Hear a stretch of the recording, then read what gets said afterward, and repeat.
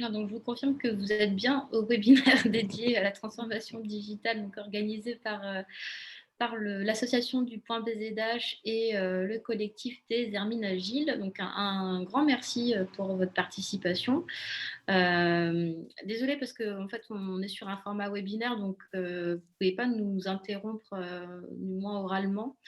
Alors, n'hésitez vraiment pas à poser des questions ou à nous demander des informations supplémentaires via la conversation de la conférence Zoom. On la suit aussi, donc on pourra nous interrompre quand il le faudra. Voilà, donc c'est notre premier webinaire pour le collectif des Hermines Agiles, donc soyez indulgents. On voulait simplement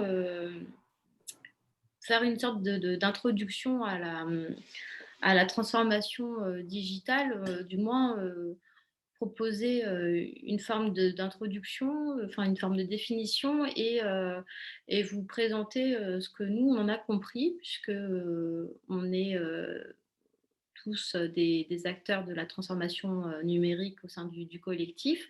C'est un sujet qui nous anime particulièrement, c'est pour ça qu'on a continué notre réflexion sur le sujet. À la base, on s'est rencontrés, on est des anciens étudiants de la formation Digital Transformer de l'Université de Rennes 1 avec un parcours dédié à la transformation numérique. Donc, on s'est rencontrés comme ça et le sujet nous a tellement plu et passionné qu'on a décidé de continuer et de partager d'une part nos petites connaissances théoriques et surtout nos retours d'expérience, puisque mine de rien, la transformation digitale, on la pratique, on l'expérimente depuis pas mal d'années. Donc la transformation digitale, aujourd'hui, on l'entend via tous les médias, on la lit, on l'entend, on la voit et on ne sait pas forcément toujours de quoi ça parle. Donc l'idée, c'est de pouvoir vous expliquer ce que c'est, promouvoir aussi la transformation digitale, parce que si on l'entend, c'est pas pour rien. D'ailleurs, le contexte sanitaire de l'année dernière et encore actuel nous a forcé à la reconsidérer. Donc, c'est la promouvoir et c'est aussi donner des clés soit de compréhension, soit des clés plus opérationnelles pour la mettre en place. Donc, un petit focus sur les Hermines Agiles. Donc, qui nous sommes, donc un collectif. Ça passe vite, là, Xavier, j'arrive pas à suivre. Est-ce que tu peux revenir un peu en arrière avant de voir nos têtes? On n'est pas tous présents ce soir, on est 3 sur 5 Hermines à être là, mais les deux autres pensent fort à nous. Donc, la raison d'être de notre petit collectif, donc, c'est de donner une vision 360 des enjeux de la transformation digitale et accompagner les différentes organisations, que ce soit des structures privées, publiques, à reconsidérer cette transformation, à la penser et à mettre en place les conditions opérationnelles pour la déployer au mieux. Et bien entendu, nous, on y va vraiment avec toute l'humilité qui nous caractérise, c'est d'essayer de démystifier cette transformation et de rendre accessibles les grands concepts clés du concept, les grands concepts clés de la transformation digitale. Donc voilà, pour rappel, nos missions, c'est expliquer ce qu'est la transfo, la promouvoir et donner des clés de mise en œuvre. Donc nous sommes 5 Hermines. Vous avez Xavier qui est notre Hermine gestionnaire. Il se présentera peut-être, vous aurez l'occasion de voir toute son expertise si vous posez des questions. Et c'est lui qui anime aujourd'hui notre conférence Zoom. Anna, qui est notre Hermine juriste, donc elle n'est pas présente, mais c'est la spécialiste du droit du numérique. Émilie, que vous avez également la chance de voir aujourd'hui, qui est l'Hermine méthodique, c'est la reine de la méthode pour tout ce qui est transformation numérique. Patricia, qui est pas là non plus, mais qui est une Hermine communicante, qui est en plus extraordinaire puisqu'elle est brésilienne, mais elle maîtrise notre langue à la perfection et c'est la reine de la communication. Et moi-même, donc Julie, l'Hermine créative. Voilà. C'est toujours sympa de savoir à qui on a affaire. Merci Xavier. Donc, l'idée d'aujourd'hui, c'est de se reposer les bonnes questions grâce à la transformation digitale. C'est surtout après une tentative de définition, quelques exemples concrets et une revue des grandes idées reçues, c'est de reconsidérer la dimension humaine et culturelle qu'impose la transformation digitale. Et on va voir si, notre idée, c'est de vous montrer que la transformation digitale, c'est peut-être pas forcément une grande révolution technologique à mettre en place, mais c'est surtout l'occasion de se reposer les bonnes questions par rapport aux problématiques que vous rencontrez dans vos différents secteurs. Donc, ça va être en fonction de vos domaines d'activité, des réponses souvent assez différentes. Mais l'idée de base, c'est quand même que cette transformation numérique, elle va tous vous obliger à repenser votre activité, que ce soit en termes de business model, que ce soit en termes de nouveaux leviers à activer pour générer une meilleure croissance, alors en valeur, en volume, ou tout simplement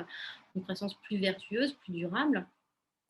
Et donc, on va voir que cette transformation digitale, contrairement à ce que l'on pense, en tout cas, du moins, c'est ce qu'on a souvent ressenti, c'est pas forcément qu'une grande révolution technologique. Donc, on va commencer par une tentative de définition de cette transformation digitale.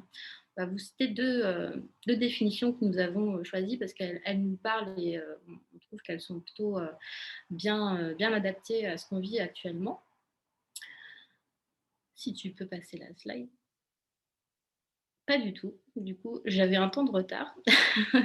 On a une petite activité Klaxoon. Alors, on va vous proposer deux activités Klaxoon dans la présentation pour que ce soit un peu plus interactif, parce que, encore une fois, désolée, vous ne pouvez pas intervenir.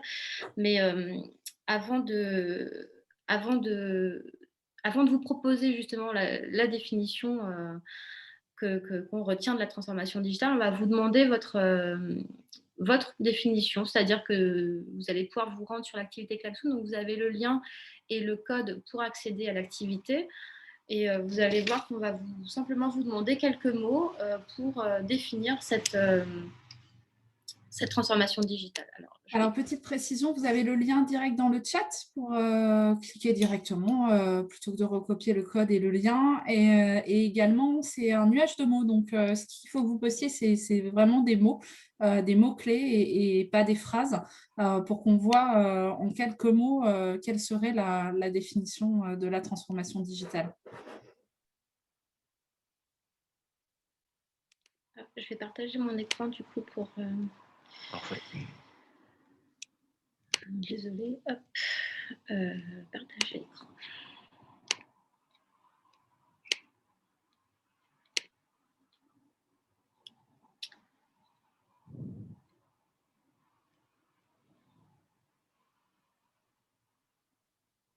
Donc là, en principe, vous pouvez tous accéder à la...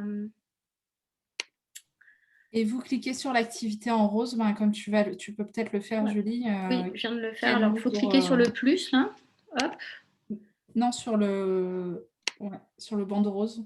Ouais, pardon. Et vous postez vos idées.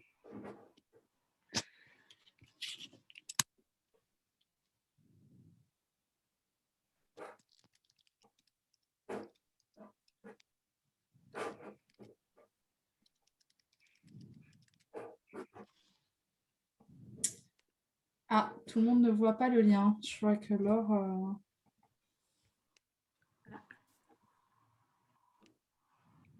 Alors, je peux reprendre. J'arrête le partage, Xavier, ou... Est-ce que vous voyez le lien? Parce que moi, je l'ai et je vois que tout le monde ne le voit pas. Alors, peut-être reviens sur le code. Ouais, je vous ai redonné le lien. Ah, voilà. Hop, vous étiez... Je viens de le poster. Normalement, vous devriez le voir là. Je vais reprendre le partage, du coup. Et Julie peut reprendre la main. Ok.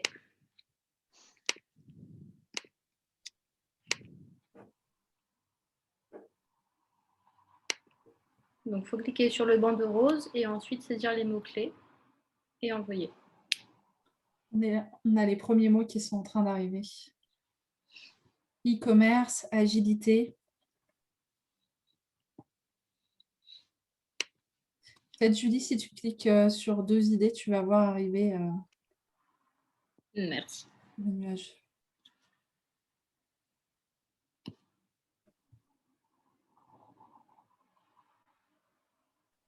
Dématérialisation, ouais.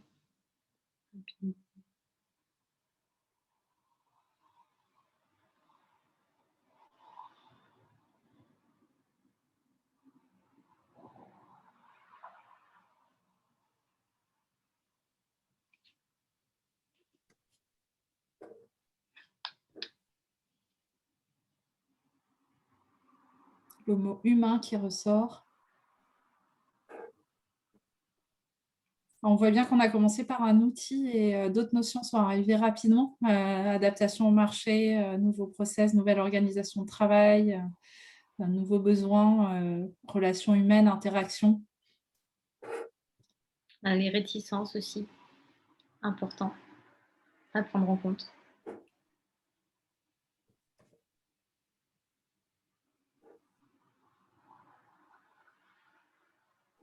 On a d'autres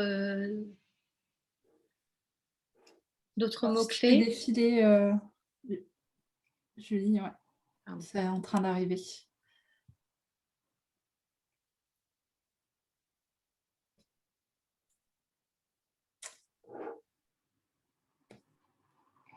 qui ressort le plus, c'est l'agilité pour l'instant. Majoritairement, vous êtes plusieurs à avoir posté cette notion.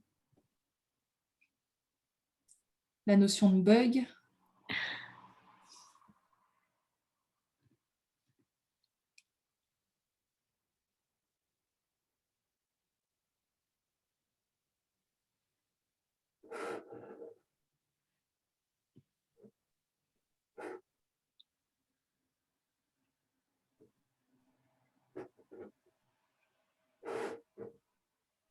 On a affaire à des pros de la transformation digitale. Ça.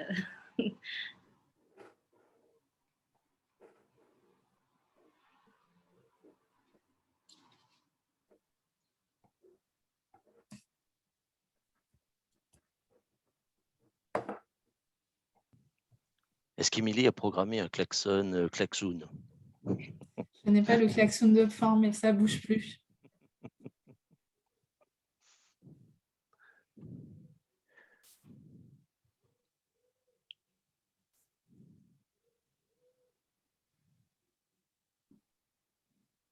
Julie, tu veux prendre le relais?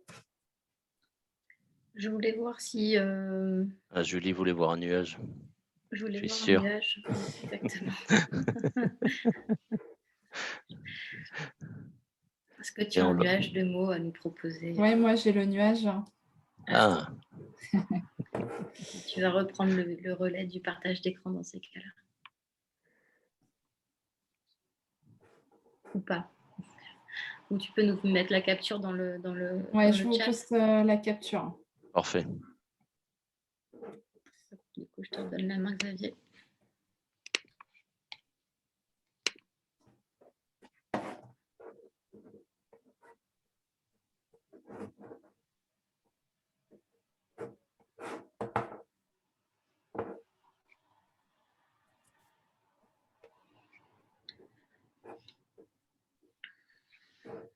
Bon, avant que le temps que la capture d'écran du nuage de mots, c'est toujours assez parlant de voir un nuage de mots ressortir. Ça permet de voir les récurrences et les grosses tendances. On va essayer de proposer une définition de la transformation digitale.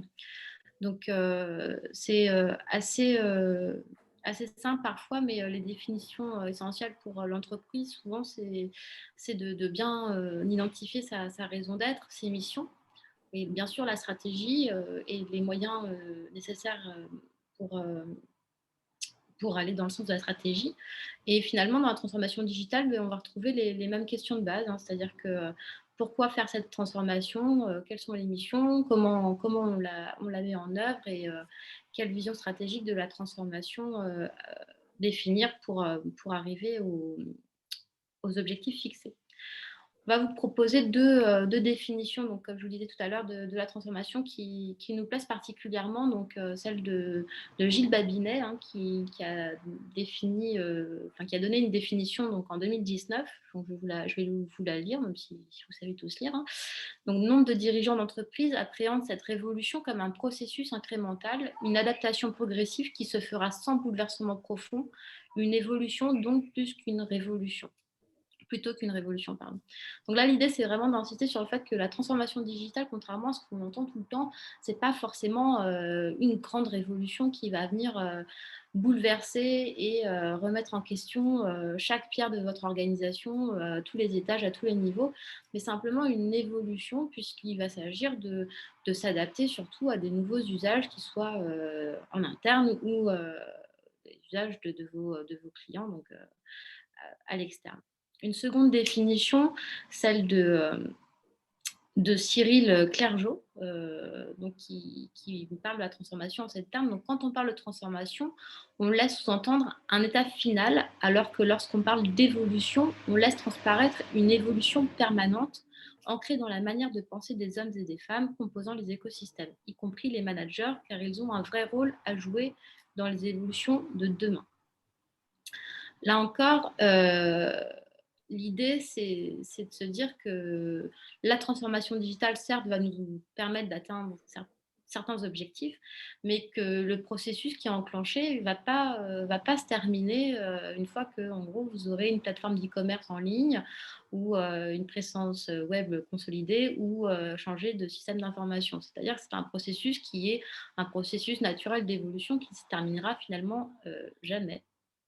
En tout cas, vous devrez y apporter un soin au quotidien et porter un grand soin sur les collaborateurs, en tout cas les hommes, les femmes qui font cette transformation au sein de votre structure.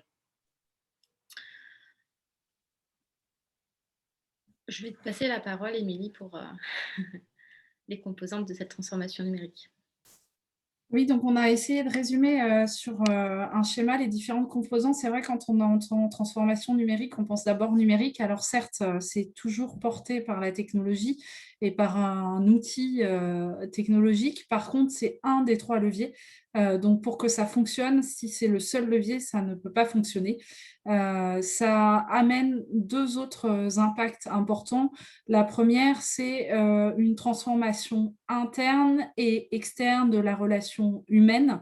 Interne parce que ça va transformer le fonctionnement des collaborateurs et leur travail. On a vu beaucoup la notion de process et d'organisation interne dans le nuage de mots. Donc ça, c'est indispensable et c'est là où toute la notion de client interne prend tout son sens. Sans embarquer les gens qui seront les acteurs de cette transformation, ça ne peut pas fonctionner. Mais ça va également modifier les relations externes. Donc comment je m'adresse à mon client, comment j'amène du relationnel dans une relation numérique, quel sera mon écosystème demain, ça ne sera pas le même que si je ne pars pas de la technologie.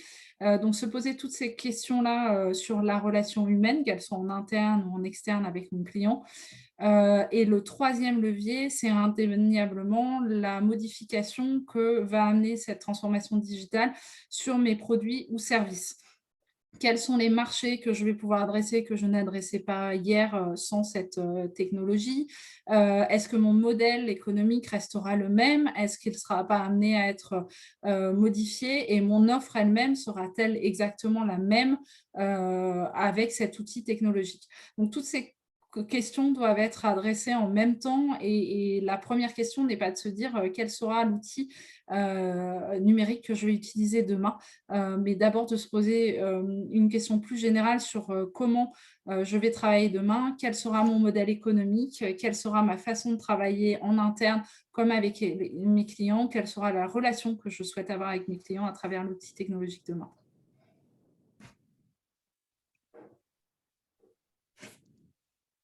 Je te laisse prendre le relais, Xavier, je crois. Oui, et voilà.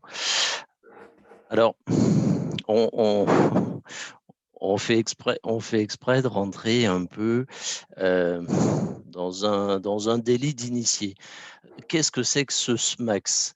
Ce SMAX, c'est déjà du jargon de professionnels de la transformation digitale, de la transformation numérique. C'est un acronyme très connu euh, dans le milieu du numérique, avec un S comme social. Parce que oui, on est bien en présence d'un digital au fort potentiel relationnel, hein. C'est un digital aussi de tous les risques pour les entreprises, des risques de réputation. Le M comme mobile.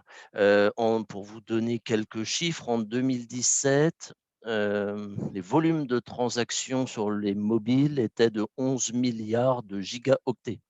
En 2021, c'est 49 milliards de gigaoctets. Donc oui, on est passé dans une ère du mobile first, où on a des mises en forme épurées, adaptées au format mobile. Et c'est plutôt le format mobile que l'on retrouve, que l'on décline ensuite sur toutes les autres plateformes.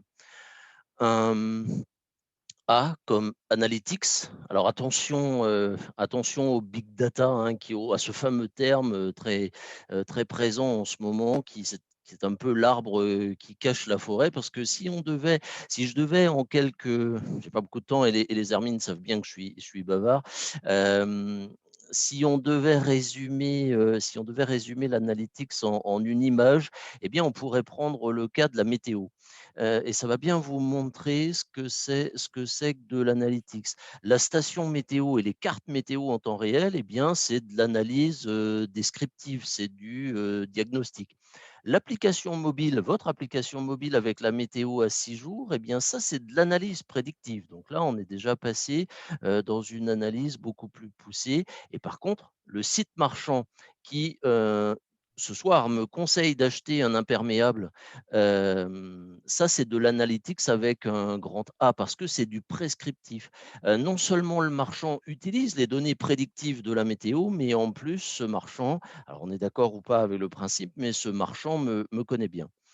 Le C comme cloud, parce que là, il est question d'informatique dure. Est-ce que j'investis encore dans des serveurs informatiques? Est-ce que j'investis dans un système réseau complexe? Ou est-ce que je cesse mon activité pendant 2 heures, 6 heures, 24 heures pour mettre mon logiciel métier à jour?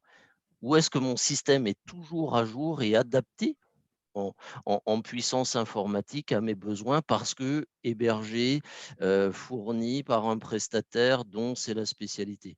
Le S comme sécurité, parce que là, c'est très présent en ce moment. Il n'y a pas une heure d'actualité, je crois, dans le monde sans qu'on évoque une news qui concerne la sécurité informatique. L'enjeu est très fort, complexe, politique, mondial. Enfin, on parle de troisième guerre mondiale numérique, tellement ça fait peur.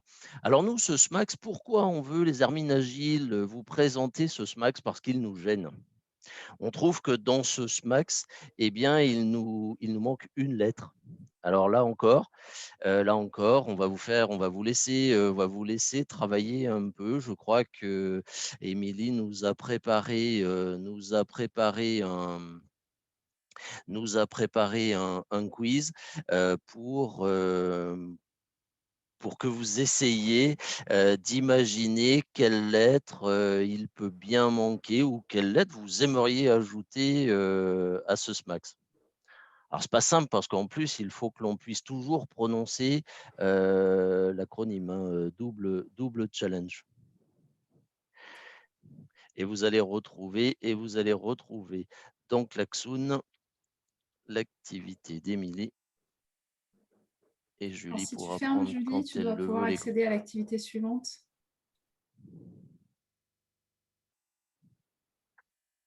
Ah non.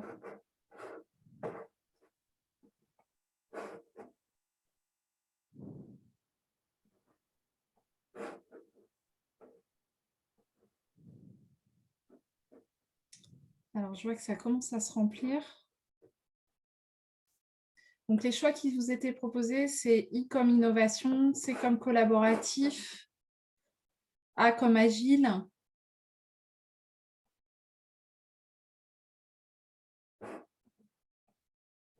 et H comme humain.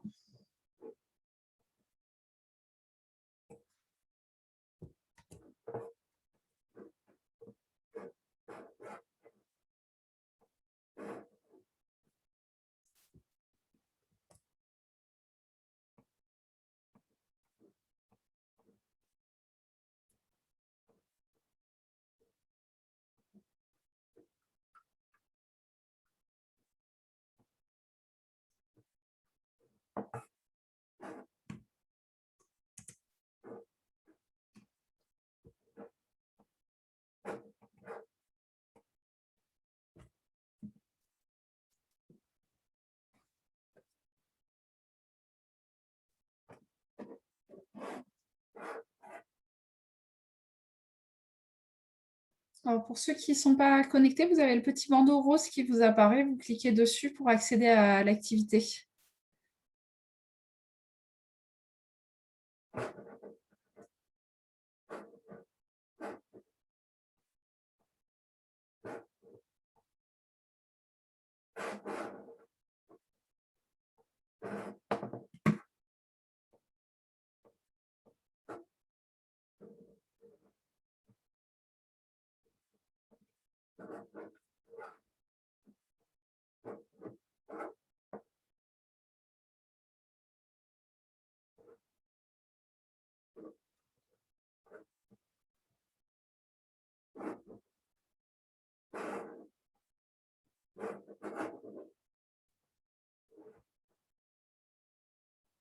Alors, je vois que certains ont posté dans de Klaxoon et d'autres non. Je vous ai mis dans le chat.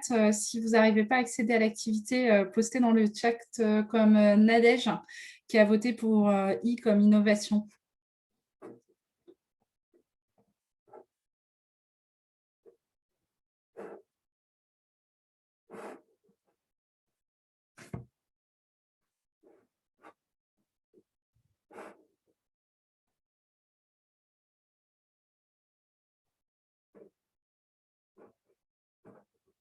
Guillaume qui vote pour le H de humain. Deux réponses différentes.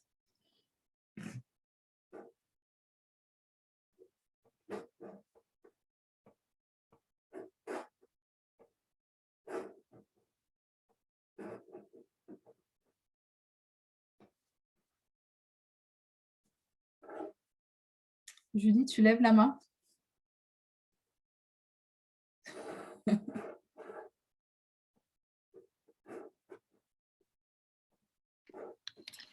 Pardon, j'ai levé la main sans le vouloir. Je suis désolée, je ne parviens pas, moi, à repartir dans l'activité Klaxoon pour partager mon écran. Alors, du coup, visiblement, il y a plusieurs difficultés. Donc, on est passé dans le chat. Donc, plusieurs H pour Klaxoon, pour humain, pardon. Et A comme agile qui revient. Donc, on voit que tout le monde n'est pas d'accord. Donc, ce que je vous propose, c'est qu'on vous partage notre vision du sujet et qu'on vous explique comment on a choisi entre ces 4 notions qui, finalement, sont toutes très cohérentes par rapport à la transformation digitale. Mais pour nous, il y en a une qui prédomine et qui est à penser avant même les autres. Et qui, surtout, est un acteur des autres notions. Oui, alors, en effet, pour nous, la lettre manquante, c'est le H pour humain. Alors, vous avez été quand même nombreux à voter pour. Tout simplement puisque il est la somme de toutes les autres lettres. C'est-à-dire que pour faire de l'innovation, il va falloir ajouter une sacrée dimension humaine dans votre entreprise, dans votre structure. Bien entendu, la pierre angulaire du collaboratif, c'est l'humain, puisque pour générer une collaboration saine, il va falloir faire attention aux ressources, aux profils, aux échanges.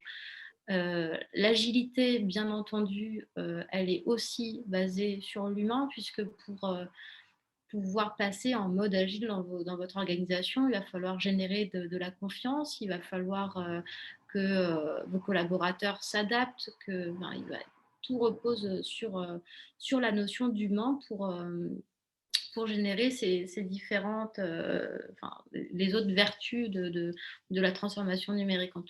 Pour nous, en effet, l'humain, c'est la dimension manquante du SMAX précédemment présenté par Xavier, puisque en fait, quand on parle de SMAX, on va parler des usages, on va parler de la technologie, on va parler de l'économie, on va parler de l'information sur la partie sociale. La partie sociale, elle est humaine, mais elle est surtout informative.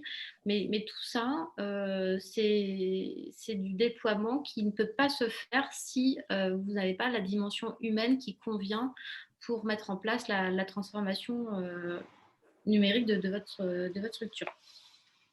Donc, les outils seront une expression concrète de l'humain qui va être généré. Finalement, la transformation numérique, ça vous permet aussi de repenser votre société, comme le disait Émilie tout à l'heure, comme un véritable écosystème.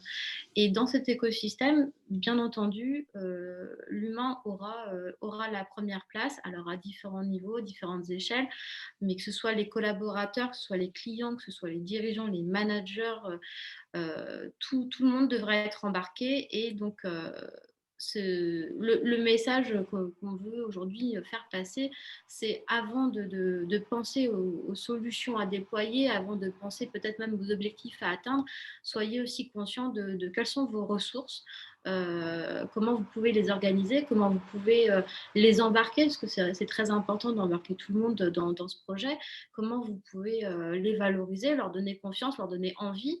Et tout à l'heure, quelqu'un parlait de réticence quand on imaginait la transformation numérique. C'est effectivement très, très important aussi d'identifier les peurs potentielles de vos collaborateurs, des craintes, une réticence à changer, parce qu'on a toujours un peu peur du changement. Et donc, les identifier, ça va permettre de les déconstruire par la suite. Voilà, donc après cette nouvelle dimension humaine, l'idée, c'est de vous présenter des exemples concrets de cette transformation numérique.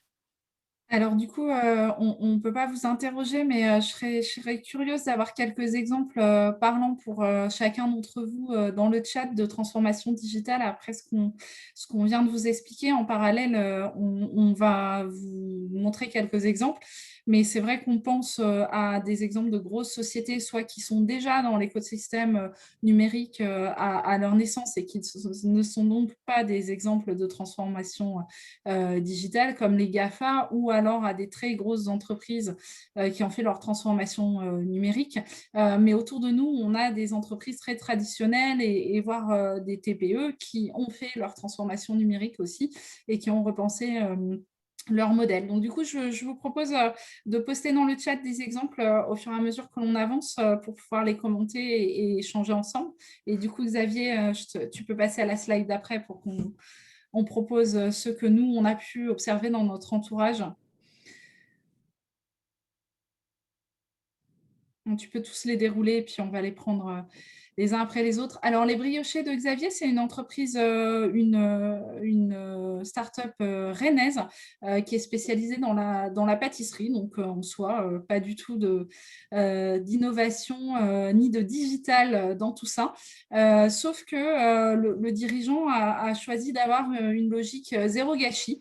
Donc, le principe, c'est qu'il n'a pas de magasin. Il revend toute sa gamme de produits à travers des points de vente. Donc, ça permet aux épiceries de compléter leur chiffre d'affaires ou aux magasins par lesquels ils passent, aux entreprises chez qui ils livrent d'apporter un service à leurs salariés qui récupèrent leurs commandes directement dans les locaux de l'entreprise, tout en amenant une conviction personnelle qui est de consommer mieux et de proposer du zéro gâchis. Le principe, c'est que là, vous allez commander vos pâtisseries 72 heures à l'avance via une plateforme numérique, qui est donc celle des briochets de Xavier, et vous n'allez aller acheter que ce que vous allez consommer. Donc, lui ne produira que ce que vous allez consommer.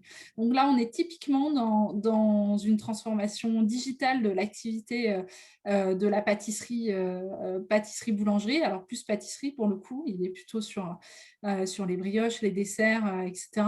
On a un nouveau business model, on s'adapte à de nouveaux usages, à des clients urbains qui souhaitent consommer mieux des produits locaux, puisqu'il a aussi une logique locale, et à travers l'outil numérique qui est de commander en ligne sa brioche du dimanche matin. Donc ça, c'est un exemple peu ou pas connu et très local et de ce qu'est une TPE aujourd'hui. La deuxième, on a pris la baleine déshydratée, donc là, plus en référence avec Quimper. Du coup, c'est un bar, tout simplement. Et là, le principe, c'est d'aller dans le bar et de recharger une carte qui vous permet d'aller vous servir directement à vos tireuses tout au long de la soirée et de consommer au fur et à mesure avec votre carte magnétique et de payer au fur et à mesure que vous consommez plutôt.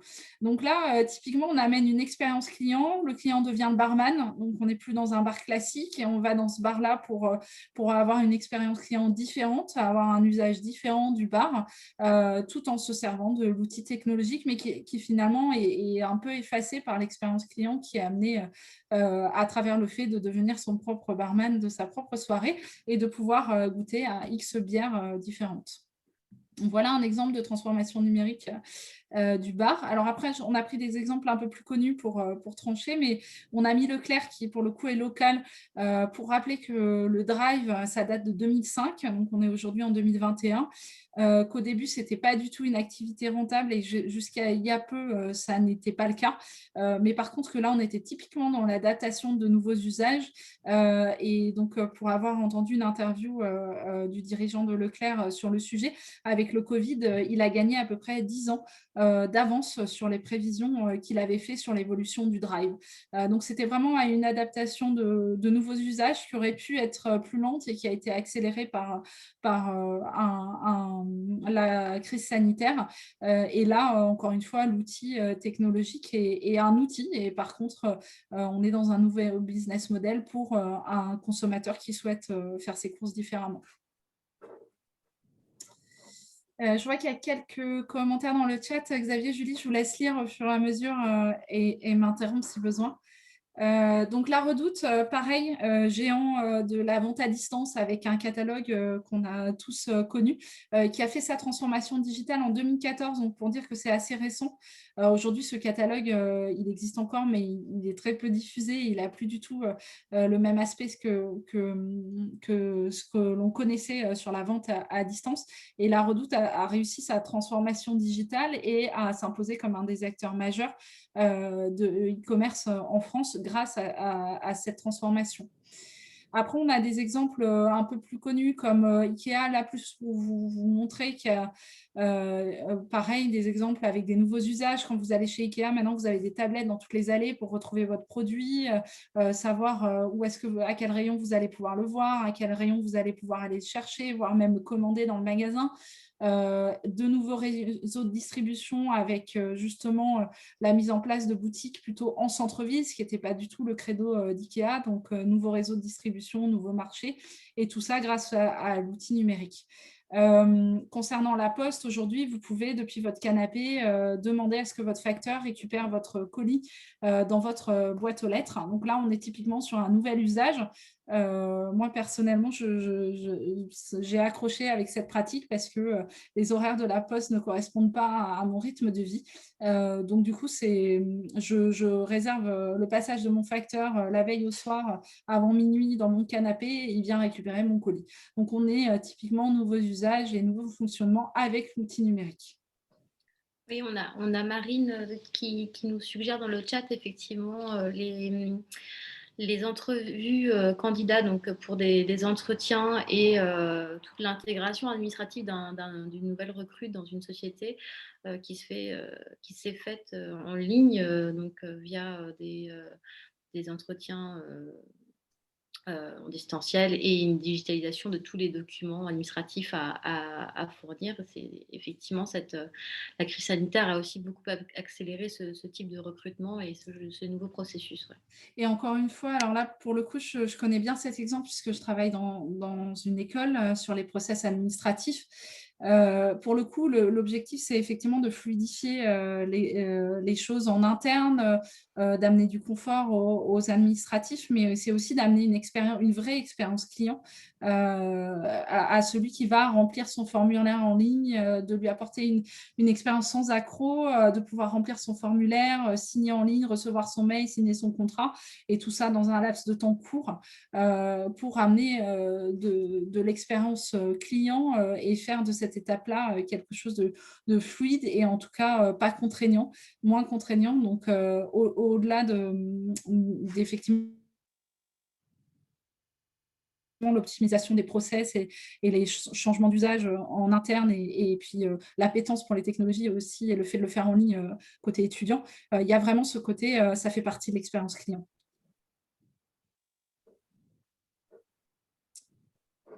Je vous laisse prendre le relais. Xavier, on passe aux chiffres.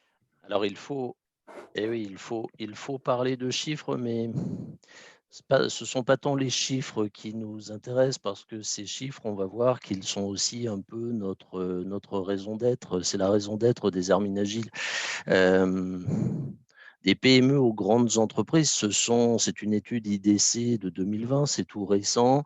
En 2020, 48% des PME et des grandes entreprises françaises n'étaient pas encore engagées dans un processus de transformation digitale. Donc ça, déjà, c'est assez important. Et puis, Thierry Hamelin, qui a mené ce joli dossier cette jolie étude pour IDC, a questionné les entreprises également sur l'importance, les items qu'il trouve importants dans une transformation digitale d'entreprise ou d'organisation. Vous le voyez à l'écran, ce qui ressort, eh bien, ça parle beaucoup de l'organisation de l'entreprise. Alors oui, heureusement arrive en deuxième position un intérêt pour la vie du collaborateur dans l'entreprise. Bon, là, on parle de meilleure performance du collaborateur. On n'est peut-être pas totalement en adéquation avec le H dont on parlait tout à l'heure. Alors un collaborateur heureux forcément plus performant. Alors ce qui me gêne personnellement, mais les Hermines savent bien que ça me gêne et on vous l'a déjà laissé entrevoir, ce sont nos 32% des entreprises interrogées pensent que cette transformation, elle va être importante, elle va être un levier important auprès du client.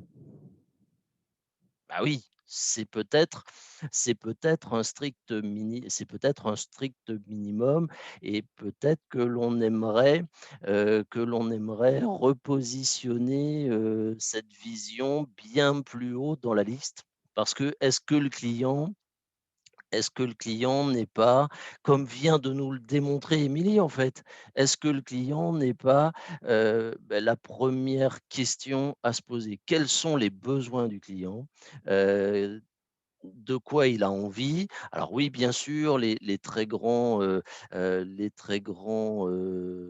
spécialistes de la digitalisation, les grandes entreprises, les mastodontes mondiaux qui sont déjà passés dans un autre monde, dans un autre univers, ont bien compris les besoins du client. Oui, eux, ils sont passés, mais pour un commerçant, pour une petite entreprise rennaise qui fabrique des brioches, décider de fabriquer, de vendre des brioches, qu'est-ce que je mets en avant? Eh bien, je crois il a d'abord pensé à ses clients. C'est pratique, je peux commander à distance, je m'engage parce que j'ai un mode de consommation particulier. Donc cette approche elle nous intéresse vraiment, on la trouve très importante et c'est pour ça que l'on voulait discuter avec vous un petit peu de ces chiffres. Alors c'est colossal, hein. Bon, l'investissement, c'est pas nouveau. Depuis les années 60, le monde entier investit dans l'informatique, puis dans le numérique. Ça fait partie de la vie des entreprises depuis très longtemps déjà. Ce n'est pas récent et ça continue. On voit là que en 2019, la part accordée à la transformation numérique sur un budget de dépenses informatiques totales en France par les entreprises eh bien, est de plus de 59%. Cette tendance sera la même, elle est prévue être prédite au même niveau pour 2024. et toujours avec quasiment 59-60% dédiés à la transformation. Alors, ce qui est important quand on commence à parler finance, quand on commence à parler budget, on le sait bien, l'investisseur, l'actionnaire, le banquier, lui, il veut un retour sur investissement. C'est extrêmement difficile pour bien des investissements, même quand ils sont très concrets, d'établir un retour, de calculer, de prévoir un retour sur investissement. Et avec la transformation digitale, il est encore plus difficile à chiffrer. Alors, même si on ne peut pas chiffrer un retour sur investissement, notre ROI, si on ne peut pas le chiffrer, si on ne peut pas lui donner une valeur financière, c'est une tendance financière, c'est une nouvelle tendance comptable. J'ai encore interviewé un personnage rennais très impliquée dans l'évolution des métiers de la finance cette semaine. On peut la citer, c'est Laurence de Bontride, qui était la directrice du contrôle de gestion du réseau Biocop. Eh bien, elle évoque le futur de la comptabilité où on va commencer à parler du capital immatériel de l'entreprise. Et oui, qu'est-ce que vaut la fidélisation de nos clients? Qu'est-ce que vaut la montée en compétences de nos collaborateurs? Qu'est-ce que vaut le capital de connaissance de l'entreprise? Et ça, c'est du ROI. Alors oui, face à un banquier, ce n'est pas du ROI qui sonne, qui trébuche, mais la tendance est là, on va le prendre en considération. Et ce terme, RONI, en français, c'est le RANPF. Qu'est-ce que c'est que ça? Eh bien, c'est le risque à ne pas faire. Et ça, c'est une mesure, par contre, qu'il faut prendre en considération et qui peut aussi aider à embarquer, comme on le disait tout à l'heure, à embarquer dans l'entreprise, à embarquer nos partenaires, parce que la digitalisation, clairement, elle entraîne un risque à ne pas faire. On peut en parler entre nous, on peut citer, pour blaguer maintenant, euh, des taxis parisiens. Si on revenait en arrière, si on évoquait la disruption qu'ont vécu les taxis parisiens et les taxis du monde entier avec l'apparition d'un service totalement dédié aux clients, eh bien là, oui, le risque à ne pas faire, le risque à ne pas évoluer, eh bien on le voit bien, il est palpable, il est colossal. Donc, là, pardon, petit glisser de molette de souris, pardon.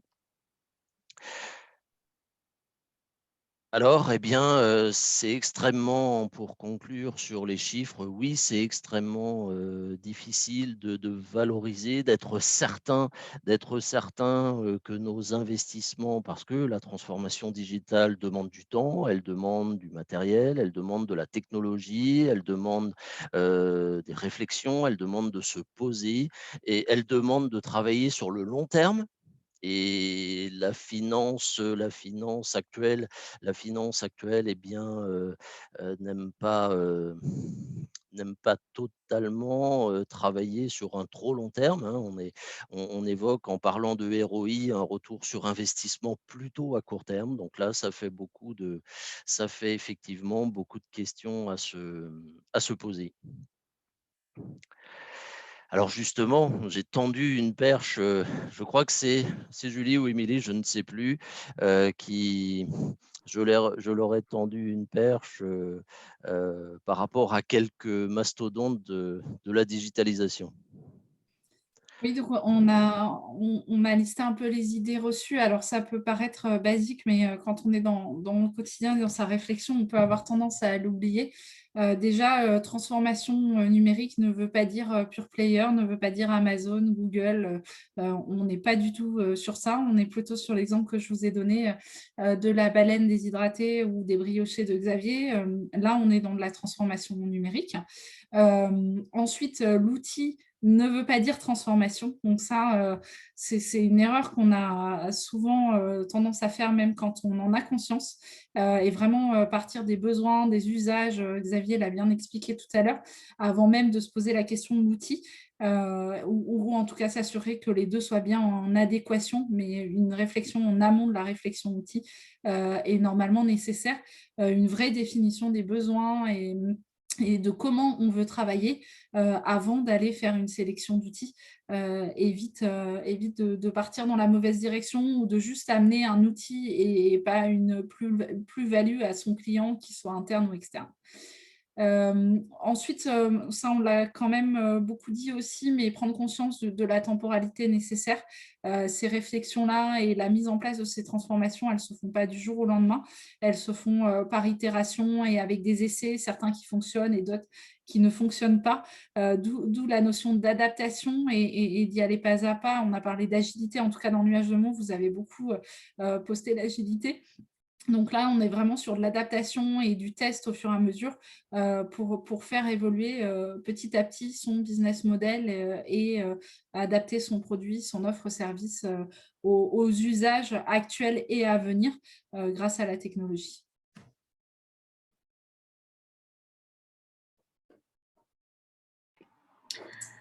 Voilà, et à côté de ça, effectivement, on insiste sur le fait de reconsidérer la dimension humaine et culturelle qui va être véhiculée par la transformation numérique, donc au niveau de la relation client ou collaborateur, hein, que ce soit vraiment le cœur de cette transformation digitale.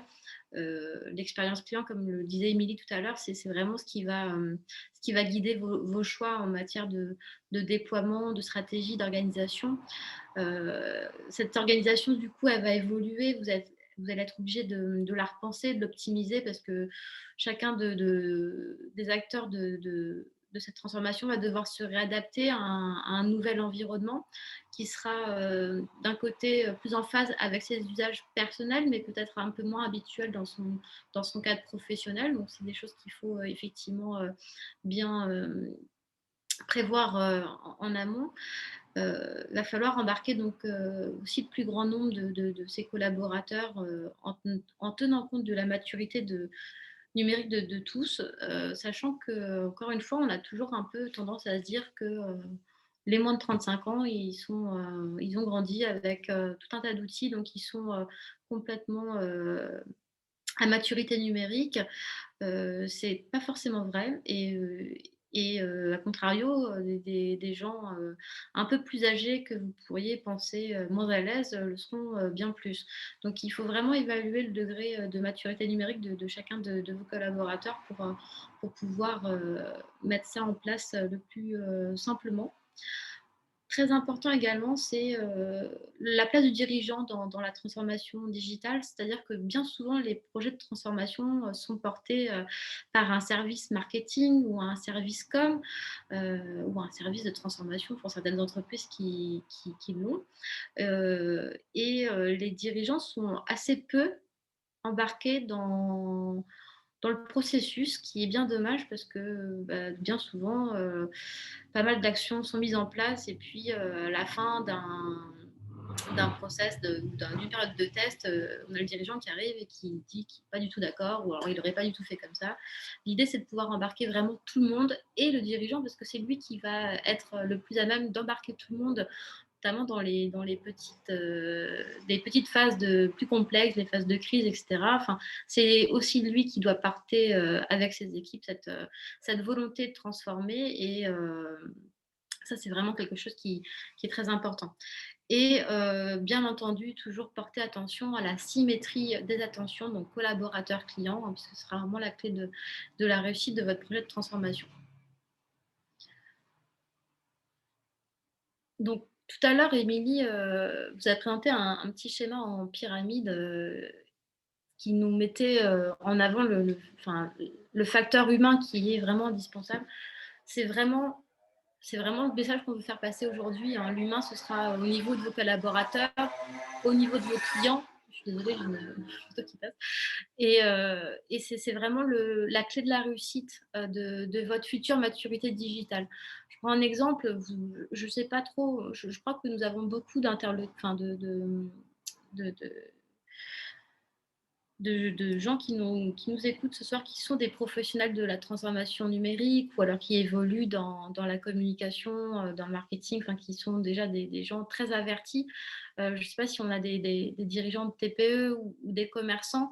On prenait l'exemple d'Amazon tout à l'heure. Et aujourd'hui, si vous êtes commerçant à Quimper, effectivement, votre ambition, ça ne va pas forcément être de contrer Amazon, parce que clairement, c'est David contre Goliath et ce sera peine perdue. Néanmoins, vous pouvez quand même engager votre transformation numérique. Et alors pour cela, vous allez avoir tout un tas d'outils à votre disposition, hein. C'est être présent sur une plateforme e-commerce, créer votre propre site de vente en ligne ou vendre sur les réseaux sociaux. Donc, il va falloir penser aux usages de vos consommateurs. Donc, remettre l'humain, le client au centre de votre réflexion. Penser l'expérience client, donc c'est se dire aujourd'hui quels sont les usages de mes clients pour essayer de coller au mieux à ça. Et justement, se dire, bah, voilà, moi, mes clients, ils achètent tel produit qui sont aussi disponibles sur Amazon, sur Zalando, et qui sont à des prix que je ne peux pas proposer parce que forcément, j'ai une structure, j'ai un loyer, j'ai enfin, d'autres contraintes. Donc, qu'est-ce qui va faire que mon client, qui m'aime bien, hein, qui vient souvent dans ma boutique et qui aime son tour de shopping dans Quimper, va continuer à venir me voir? Et ben voilà, c'est en repensant donc aux usages de vos clients et aussi à la valeur ajoutée que vous avez, vous, en tant que commerçant de proximité. Euh, c'est très important de recréer de la valeur à ce niveau-là et de se dire, bah, aujourd'hui, effectivement, comme le dit Émilie, on va reproposer de l'expérience. Qu'est-ce qui va faire la différence aujourd'hui à côté des grands géants du web qui proposent les mêmes produits à des prix très différents? Bah, voilà, ça va être du conseil, de l'accueil, une expérience client qui va permettre de passer un bon moment, de découvrir d'autres choses, d'autres produits. Enfin, voilà, c'est vraiment à vous de replacer l'humain au centre. Donc pour vous, petit commerçant, l'humain, ce sera le client, son expérience, ses usages, prendre tout ça en considération. Et également dans les structures un peu plus grandes, les collaborateurs, effectivement, savoir quelles sont leurs motivations. Aujourd'hui,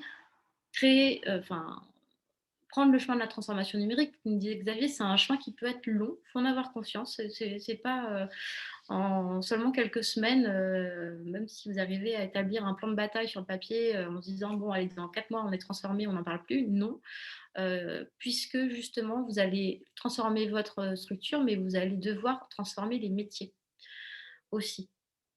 Et transformer les processus, et transformer les méthodes de travail, et générer un nouveau modèle interne. Et ça, c'est super important de prendre en compte la difficulté que ça peut représenter, même si on va toujours avoir tendance à se fixer sur les bienfaits que ça va apporter. Alors, ils seront là, mais ils seront là que si les craintes, les doutes, les peurs en amont sont un peu identifiés et qu'on arrive à réassurer aussi en interne nos collaborateurs. Donc vraiment, si je ne l'ai pas dit 150 fois, je le redis une 151e fois, l'humain, c'est vraiment le levier et en même temps le risque de ces projets de transformation numérique. Il faut que vous arriviez à bien les identifier à tous les moments, à toutes les étapes de votre transformation numérique, ce risque ou ce potentiel humain à préserver.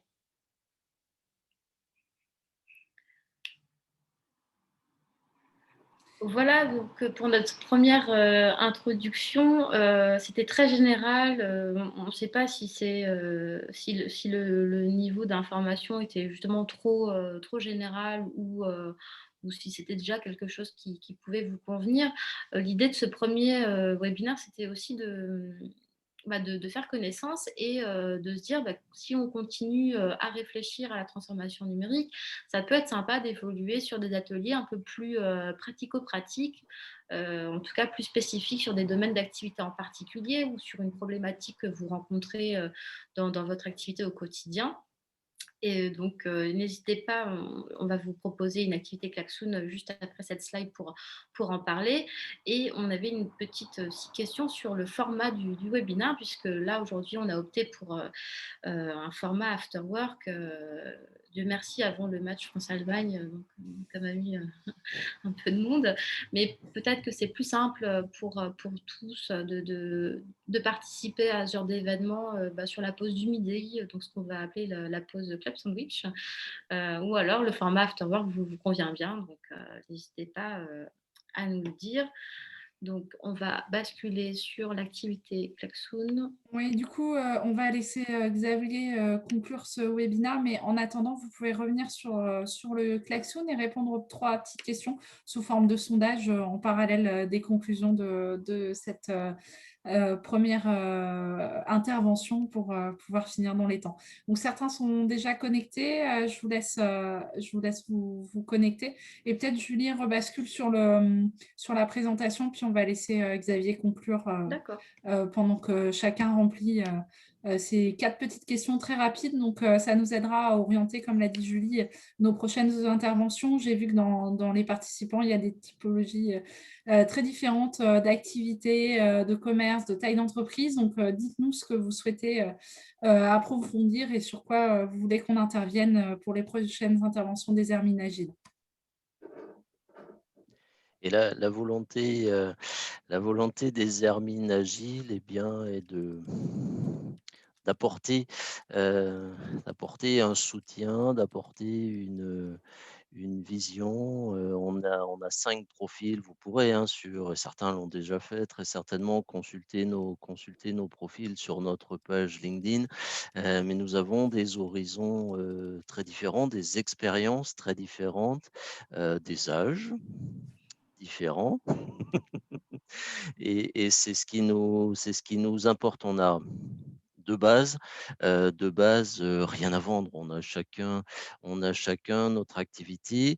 On est amoureux des outils. On est tous un peu geeks, forcément, chez les Hermines Agiles. On est tous issus de la promo Digital Transformer Rennes 2020, donc forcément très intéressé par le sujet du point de vue technique. Mais la digitalisation, eh bien, on ne vous le répétera jamais assez, ce n'est pas de la technologie d'abord. Et je peux en parler honnêtement. Ces 10 dernières années, oui, j'étais consultant pour un ERP de gestion d'entreprise. Et oui, j'ai vendu du logiciel et oui, j'ai vendu des journées de consultant. Et oui, ça coûte cher. Donc c'est bien parce que tout ça, ça a un coût important, et bien qu'il faut avoir comme ça, on espère, des petites bulles d'oxygène qui permettent de se poser et d'y réfléchir tous ensemble. Alors on tient à remercier, je ne sais pas, hein, il a masqué sa caméra, son micro est coupé, mais il faut remercier. Alors je vais écorcher son nom, je vais juste dire David. Mais vous voyez David son nom Lesven. vous voyez son nom s'afficher. David est président, je crois que l'on dit président, de l'association Point BZH. Donc, c'est l'association bretonne qui gère le suffixe, L'extension de nom de domaine, oui, tout à fait. l'extension de nom de domaine Point BZH partout dans le monde. Donc, je ne sais pas si David va nous dire un petit mot au nom de Point BZH, mais on le remercie vivement de sa confiance et de nous avoir accompagnés et fourni des moyens techniques. Merci beaucoup et merci à vous tous. Les Oui, Hermines et Agiles, je ne vous remercie pas, vous savez. on ne l'a pas précisé, mais effectivement, les Hermines Agiles se sont associés à l'association Point BZH pour monter cette initiative. Donc, on les remercie vivement de nous accompagner dans cette expérience. Je vais parler vite fait au nom de David, puisque je sais qu'il est en Et séance à côté. Il n'est pas forcément disponible pour parler, mais étant moi-même membre de l'association, voilà, on a tous à cœur de participer à la bonne transition numérique du territoire breton. On entend souvent que la Bretagne est en retard par rapport à Paris, par rapport aux mégalopoles. Mais non, alors déjà la Bretagne est plus qu'active dans cette transformation numérique et c'est un très très joli exemple. Et je pense qu'on est, quand on est acteur du digital ou à la tête de TPE, PME, tous très conscients des défis qui arrivent et on a justement tous envie de les relever ensemble. C'est aussi pour ça que on a eu cette initiative. Hein, c'est vraiment dû à... Je lis les commentaires en même temps, ça me fait rire. C'est vrai, ça Claude, déconcentre. merci. Effectivement, l'idée, c'est encore une fois, comme l'a rappelé Xavier, on est tous professionnels dans ce domaine-là. L'idée, c'est pas du tout d'aller vendre de la prestation de service. On en fait tous les jours au quotidien dans notre métier. L'idée, c'est vraiment d'accompagner, de donner des clés et pouvoir échanger pour la faire au mieux, cette transformation. Et puis, pourquoi pas être en fonction des prochaines interventions, peut-être monter d'autres projets. Enfin, voilà, on a vraiment... enfin, l'associatif, c'est quelque chose qui est très important. Et bien sûr, dans le cadre du territoire breton, ça l'est d'autant plus pour nous. Donc, encore effectivement un grand merci à l'association de nous avoir ouvert les portes de son réseau pour pouvoir enclencher cette réflexion collective, puisque la transformation numérique, quand elle est réussie, elle est souvent aussi le témoin d'une intelligence collective qui s'est mise en place et il est vraiment temps qu'on puisse être à l'initiative de projets d'intelligence vraiment collective. Hein. On ne parle pas de choses trop descendantes, mais tous les points de vue sont intéressants, toutes les expériences le sont également, et c'est qu'en les partageant et en y pensant ensemble qu'on arrivera à créer des beaux projets. En tout cas, on vous remercie pour avoir assisté à cette première séance. Du coup, j'ai vu que le klaxon a bien été rempli, donc on a tous vos souhaits. N'hésitez pas à nous suivre sur LinkedIn, on vous tiendra au courant des prochaines interventions et des sujets. Tous les commentaires sont les bienvenus pour cette première initiative. On est à l'écoute justement de vos besoins pour pouvoir avancer. Du coup, on vous remercie, on vous souhaite à tous une très belle soirée. Merci à tous. Belle soirée à tous, merci.